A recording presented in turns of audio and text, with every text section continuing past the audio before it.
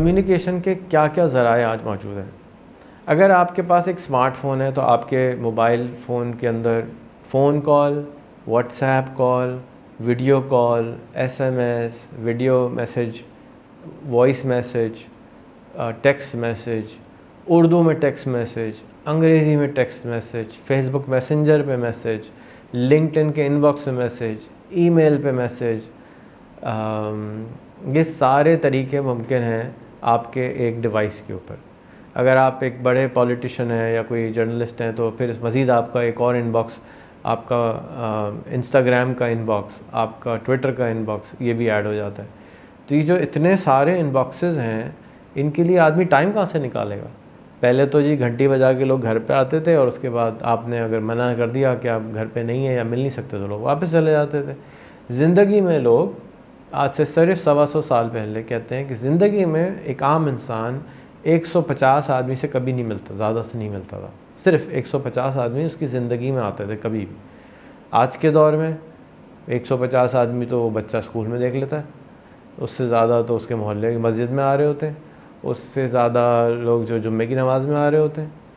याद रखें कि हुज़ूर सल्लल्लाहु अलैहि वसल्लम के ज़माने में मदीना की रियासत में टोटल 5000 इंसान रहते थे और आज हर एक के फेसबुक में 5000 आदमी की जगह है। तो कम्युनिकेशन की जो टेक्नोलॉजीज़ थी वो टोटल चेंज हो गई। हुज़ूर सल्लल्लाहु अलैहि वसल्लम के ज़माने में टोटल दुनिया में 30 मिलियन एक एस्टिमेट है कि लोग रहते थे। आज शहर कराची में 30 मिलियन लोग रहते हैं, पूरी दुनिया में 8 अरब लोग रहते हैं। तो ये एस्टिमेट्स हैं और इनको सामने रखते हुए देखते हैं कि हमारे पास एक तो कम्युनिकेशन के ज़राए भी बढ़ गए, तरीक़े भी बढ़ गए और उसके अंदर टर्म्स एंड कंडीशन भी बढ़ गए। बहुत सारे लोग हैं हमारे मुल्क में जो कहते हैं कि जी मैंने तो रेगुलर वाला फ़ोन चलाना है। पहले वो कहते थे मैंने फ़ोन ही नहीं चलाना है, फिर वो कहते थे जी मैंने टच वाला फ़ोन नहीं चलाना है। तो अभी भी कुछ लोग ऐसे हैं, अल्लाह बख्शे, तारिक अजीज़ साहब जो थे, वो कहते थे मुझे टेक्स्ट ना किया करो, मुझको फ़ोन किया करो। हमारे मुल्क के बहुत नामवर एक राइटर हैं अनवर मकसूद साहब, वो कहते हैं कि मुझसे टाइम लेके नहीं आया करो, मेरे घर पे ऐसे ही आ जाया करो। मेरे घर पे आने के लिए किसी को इजाज़त नहीं चाहिए होती, इजाज़त लोगे तो मैं इजाज़त नहीं दूंगा। ये उनका तरीका है। मेरी एक दोस्त है, उसको मैंने उसकी खैरियत दरियाफ़्त करने के लिए, मेरी 10 दिन से बात नहीं हुई, मैसेज पे बात नहीं हुई, मैंने उसकी कोई पोस्ट नहीं देखी, डर के मैंने फ़ोन कर दिया। वो मुझ पर चढ़ाई करके बैठ गई, तुमने how dare you called me, कि तुमने पहले मुझसे इजाज़त क्यों नहीं करी फ़ोन करने के लिए। अब एक तरफ एक आदमी डांट रहा है कि जी आपने इजाज़त लेके फ़ोन क्यों किया, और इसी स्पेक्ट्रम में दूसरी तरफ है कि आपने बग़ैर इजाज़त के फ़ोन क्यों किया। अब बंदा जाए तो कहाँ जाए, मतलब क्या नॉर्मल क्या है। तो अब मेरा नॉर्मल ये है कि मैं अब किसी को फ़ोन नहीं करता। मैं पहले SMS करता हूँ, मैसेज करता हूँ, व्हाट्सएप पे मैसेज करता हूँ, पूछता हूँ इजाज़त है मैं आपसे बात कर सकता हूँ, आपके पास इतने मिनट का टाइम होगा, उसके बाद मैं फ़ोन करता हूँ। और हमारे मुल्क में जो मेजॉरिटी है उसका मेरे ख़्याल में नॉर्म है कि वो फ़ोन कर देती है। वो कहती है जी नंबर बताओ जी, हमें साढ़े से तो बात करनी है। इजाज़त भी नहीं लेती, पूछती भी नहीं है कि आपके पास टाइम है नहीं है, लेकिन वो अपना हक़ समझती है कि फ़ोन करना है। उनके लिए ये नॉर्मल है, वो गलत नहीं है, वो अपनी जगह बिल्कुल ठीक है, उनका कोई कसूर नहीं है। उनको फ़ोन मिला, फ़ोन किस लिए होता है, बात करने के लिए होता है। आपके पास फ़ोन है, हाँ जी है, नंबर बताओ जी। ऐसे नंबर मांगा जाता है जैसे हम अगर नंबर नहीं दे रहे तो वो अपना हक़ खिलाफ़ी हम उनकी कर रहे हैं। तो ये उनका नॉर्मल है। तो कुछ लोगों का नॉर्मल ये है कि जी जनाब अली मैं आपका नंबर ले सकता हूँ, और कुछ लोगों का नॉर्मल क्या है कि जी नंबर दो जी मुझे को बात करनी है। सो अगेन हर एक का अपना अपना नॉर्मल है, किसी को कुछ अच्छा लग रहा है, किसी को कुछ बुरा लग रहा है। जब आज से कोई 20 साल पहले, 20 नहीं 24 साल पहले ईमेल आई, 25 साल पहले ईमेल आ गई थी पाकिस्तान में, मैं ईमेल भेजता था, तो मेरे जॉब के अपॉइंटमेंट लेटर में, यानी कि जो इश्तिहार होता था उसमें हम लिखते थे कि अब ये ईमेल एड्रेस है और आप अपना CV ईमेल कर दीजिए। लोग कहते थे आपने नंबर ही नहीं लिखा, हम आपको कैसे, आपने पता ही नहीं बताया, मेल ड्रॉप कैसे करें CV। हमें चाहिए नहीं, हमें आप अगर ईमेल नहीं कर सकते तो हम आपको हायर नहीं कर सकते। ये कैसे कंपनी है जी आपकी, हमको तो लेटर लेकर आना है, हमारे पास तो ईमेल नहीं है। मैंने कहा तो आप ना ही हायर हो हमारे पास, हमें आपकी ज़रूरत नहीं है। तो लोग हर हालत में कुछ भी आप कर लें नाराज़ होंगे। आज 25 साल गुजरने के बाद मैं ईमेल इस्तेमाल ही नहीं करता और लोग मुझ पर अब नाराज़ होते हैं, ओए ये कैसे आदमी है जी, आप ईमेल इस्तेमाल नहीं करते? मैं कहा भाई मैं व्हाट्सएप इस्तेमाल करता हूँ, आप व्हाट्सएप पे भेज दें, मैं ईमेल नहीं यूज़ करता। जैसे जैसे वक्त गुजरेगा टेक्नोलॉजी चेंज होंगी, और टेक्नोलॉजी चेंज होने की वजह से लोगों की आदतें चेंज होंगी, और लोगों की आदतें क्योंकि हम चेंज नहीं करना चाहते तो कुछ लोग उसमें से नाराज़ हो जाते हैं, कुछ लोग उसमें से खुश होते हैं। फिर मुझको उर्दू लिखना नहीं आती, मैं अंग्रेज़ी में मैसेज लिखता हूँ, लोग मुझ पर नाराज़ होते हैं, आपकी कौमी ज़बान उर्दू है, आप इंग्लिश क्यों लिखते हैं? भाई जब हमने टाइपिंग सीखी थी तो उस वक्त जो थी कीबोर्ड ही नहीं होता था उर्दू का, कहीं टाइप ही नहीं होती थी। तो अल्लाह बस अगर आरिफ इस्लाम भाई का, उन्होंने फ़ॉन्ट ईजाद कर दी तो फ़ॉन्ट सब कॉमन होती जा रही हैं। अब उर्दू लिखने के लिए मैं अलग फ़ोन इस्तेमाल करता हूँ, बोलता हूँ, वो टाइप करता है, मैं मैसेज कर देता हूँ, ये मेरे लिए आसानी हो गई। लोग अक्सर वॉइस मैसेज भेजना चाहते हैं, बहुत सारे लोग। अब मैं वॉइस मैसेज नहीं सुनता, वो लोग मुझ पर नाराज़ हो जाते हैं कि जी आप वॉइस मैसेज क्यों नहीं सुन रहे मेरा। वॉइस मैसेज इसलिए नहीं सुनता मैं क्योंकि मेरा जो वक्त खर्च होता है, मैं एक दिन में तकरीबन 12 घंटे डिवाइस के साथ गुजारता हूँ, सामने पढ़ता हूँ मैसेजेस। तो मेरी जो स्पीड है पढ़ने की मैसेज वो बहुत ज़्यादा है नॉर्मल लोगों से, और रिसीव ज़्यादा मैसेजेस करता हूँ। अगर मैं वॉइस मैसेज सुनूंगा तो 1 मिनट या 2 मिनट में मैं एक मैसेज सुन सकता हूँ, और हर मैसेज को सुनने के बाद आपको प्रोसेस भी करना होता है, समझना भी पड़ता है, सोचना भी पड़ता है, एक्शन भी लेना पड़ता है, क्योंकि सब लोग मेरे पास कोई ना कोई चीज़ लेने के लिए आ रहे होते हैं या कुछ देने के लिए आ रहे होते हैं। 98% लोग मुझसे कुछ मांगते हैं, 2% लोग कुछ देने के लिए आते हैं। तो मुझे अगर कुछ भी देना है या लेना है तो उसके साथ किसी का कनेक्शन बनाना है उस काम का। तो अगर वॉइस मैसेज भेजते हैं और उसमें 1 मिनट लग गया तो मेरे लिए काफ़ी चैलेंज हो जाता है उसको रिस्पॉन्ड करना। तो मैं रिक्वेस्ट करता हूँ कि आप वॉइस टेक्स्ट कर दें, यानी आप टाइप करके मुझे भेज दें, या वॉइस नोट आप बनाएं और टाइप करके भेज दें। मैं इंतज़ार कर रहा हूँ कि व्हाट्सएप अपनी फ़ंक्शन कब खोलेगा कि जो भी वॉइस मैसेज आएगा वो खुद ब खुद टाइप होकर हमारी स्क्रीन पर नज़र आ जाएगा।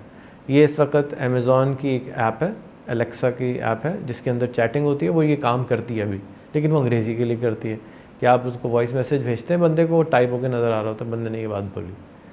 इसी तरह से जो अमेरिका का मेरा फ़ोन है उसमें जो भी टेक्स्ट आता है, मुझको वॉइस मैसेज आता है, वो मुझे टेक्स्ट नज़र में आ जाता है, मुझे वॉइस मैसेज सुनना नहीं पड़ता। तो जहाँ टाइम की क़िल्लत होती है वहाँ पर लोग इस तरह की चीज़ें ईजाद करते हैं। अब हमारे मुल्क में क्योंकि टाइम सस्ता है, 25,000 रुपये में बेहतरीन आदमी मिल जाता है, तो हमारे यहाँ टाइम की वैल्यू होती नहीं है, जबकि मैं अपने टाइम की वैल्यू बहुत ज़्यादा समझता हूँ। इसलिए मैं टेक्स्ट में बात करना पसंद करता हूँ। फिर ये चैलेंज हो गया मेरा। अब आगे वाले का चैलेंज जो है वो फ़र्क है, वो अपनी बात जो है वो समझाना चाह रहा है। फिर हमारे जो बच्चे हैं, ज़्यादातर जो बच्चे मैसेज करते हैं वो मैसेजेस ऐसे करते हैं कि जी मुझे नंबर दे दो, या अपना तारुफ़ नहीं कराते, या अपने बारे में उनसे मैं पूछता भी हूँ बेटा आप अपने बारे में 2 लाइनें बताइए। PhD किया हुआ होता है लेकिन मेरे बारे में तारुफ़ होते हैं, जी मेरा नाम मोहम्मद इकबाल है, मेरा ताल्लुक़ फैसलाबाद से।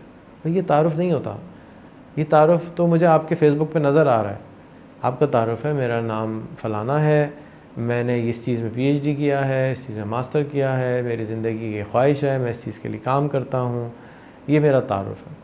जाके आप कंसाइज तरीके से आपके बारे में कोई आदमी यूँ जान सके। जैसे आप कपड़ों में जाते हैं, अच्छे कपड़ों में कहीं जाते हैं तो कपड़े आपका तारुफ़ करा रहे होते हैं कि आप कैसे घर से आए हैं, किस तरह के लोगों में आप बैठते हैं, जूते कैसे पहने हुए हैं, कपड़े कैसे पहने, ये आपका तारुफ़ होता है।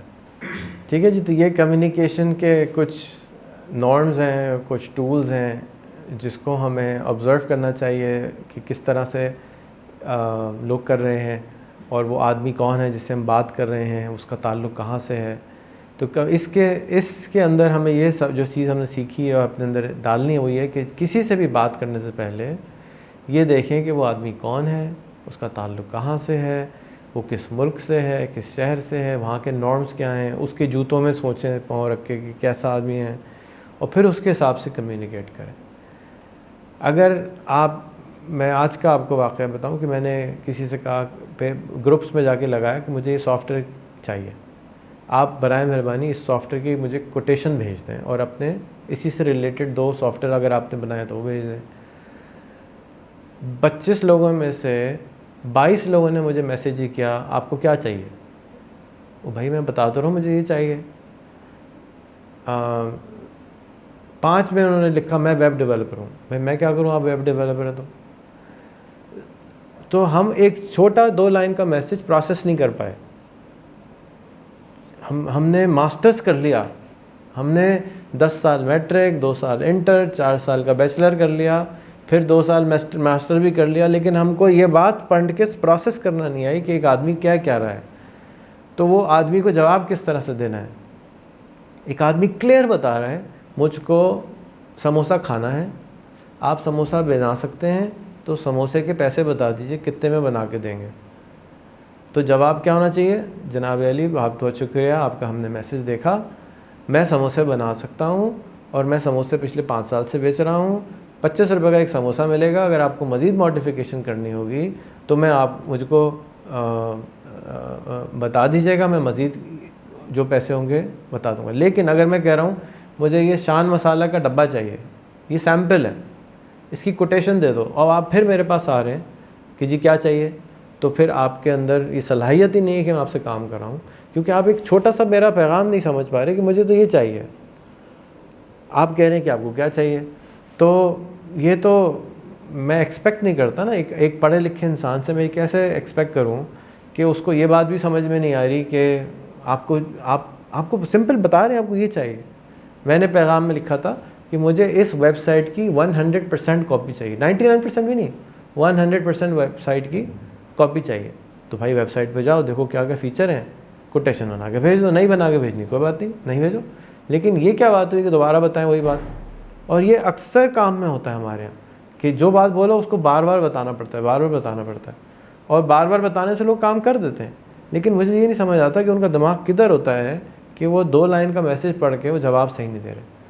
तो हमें ये सोचना चाहिए कि हम कम्युनिकेशन क्यों नहीं कर पा रहे अपनी बात की, या मैंने गलत मैसेज लिखा है, क्या मुझे और कुछ लिखना चाहिए था, आदत के हिसाब से पाकिस्तान के लिखना चाहिए था, जी मैं सॉफ्टवेयर बनवाना चाहता हूँ जनाब आली, आप मुझे कांटेक्ट करें, फिर मैं उनको मैसेज करता, फिर वो जवाब देते, फिर तो मेरी ज़िंदगी तो उसी में निकल जाती।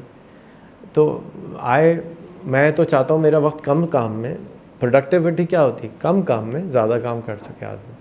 तो मैं तो क्लियर कट मैसेज करने का मुझे आदत दिल गई है इतने साल से बाहर काम करने की वजह से, कि क्लियर मैसेज देता हूँ, क्लियर मैसेज लेता हूँ, इधर उधर की बातें मैं बिल्कुल कम करता हूँ। नए आदमी से जो मैंने पहले बताया कि भाई मेरा बच्चा है, मेरी बीवी है, मेरी अम्मी है, तो मुझे ऑप्शन नहीं है उनसे, उनको भी ये शिकायत होती है कि आप बात नहीं करते। मैं कहता हूँ क्या बात करूँ, कभी कभी मैं ट्रैवल कर रहा होता हूँ तो एक महीने तक मेरा और मेरी बीवी के साथ कोई टेलीफोन कॉल नहीं होता, हालांकि मुझे एहसास होता है कि भाई मुझे कॉल करनी चाहिए, लेकिन मैं नहीं करता क्योंकि कोई मैं समझता ज़रूरत ही नहीं पेश आ रही। तो ये मेरे अंदर ख़राबी, ये एक्सट्रीम है, आप ये ना बने।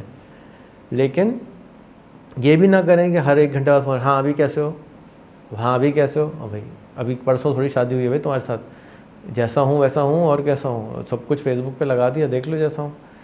तो ये एक नॉर्म है, और ये नॉर्म मुझे भी करना पड़ता है। मैं किसी को मैसेज करता हूँ, उम्मीद है आप खैरियत से होंगे, अब ये लिखता हूँ, पहले ये नहीं लिखता था आप कैसे हैं, ये आप कैसे हैं नहीं लिखें, भैया सही होंगे नहीं तो जवाब नहीं देंगे, मर गए होंगे तो जवाब बिल्कुल ही नहीं आएगा, बीमार होंगे तो बता देंगे मैं बीमार हूँ। तो ये जो हम नॉर्मल लाइफ की ज़िंदगी के कम्युनिकेशन को मिक्स कर रहे हैं सोशल मीडिया की ज़िंदगी के साथ, ये थोड़ा सा चैलेंजिंग है लोगों के लिए कि कैसे बात करें, क्योंकि नॉर्मली लोग बड़े आदमी से नहीं मिलते या छोटे आदमी से भी नहीं मिलते या स्ट्रेंजर से बात ही नहीं करते सोशल मीडिया पे, वो तो उसी से बात करना चाहते हैं जिससे वो बात करते हैं। तो यहाँ पे फिर कम्युनिकेशन का बैरियर आ जाता है। किसी ने आज लिखा कि हमारे लोग एक्सट्रोवर्ट होते हैं, बड़े आराम से दोस्ती कर लेते हैं। मैंने इसको सोचा इसके ऊपर कि वाकई हम ऐसे हैं, तो मुझे लगा कि हम बहुत ज़्यादा क्लोज़ नहीं हैं, और दुनिया में किसी भी जगह पे मुल्क मुझे बहुत ज़्यादा लोग क्लोज़ नहीं मिले अगर मुझे उनकी ज़बान आती है और अगर मैं उनकी चीज़ों को समझता हूँ। अगर मैं फ़्रांस चला जाऊँ और फ्रांस में मैं फार्मर के पास चला जाऊँ जिसको फ़्रेंच नहीं आती या मुझको फ़्रेंच नहीं आती हो, तो मुझसे कैसे बात करेगा, मैं उससे कैसे बात करूँगा, तो वो इग्नोर कर देता है कि भाई सॉरी राइट। हमारे मुल्क में हम लोग बहुत ज़्यादा खुलूस से मिलते हैं, लेकिन फ़िज़िकल वर्ल्ड में हम डेफिनेटली खुलूस से मिलते हैं। ऑनलाइन वर्ल्ड में हम खुलूस से हमको कभी तारुफ ही नहीं होता है, इसलिए हम ज़रा कम मिलते हैं। ये मेरा एक्सपीरियंस है। आपका क्या एक्सपीरियंस है बताइएगा कमेंट में।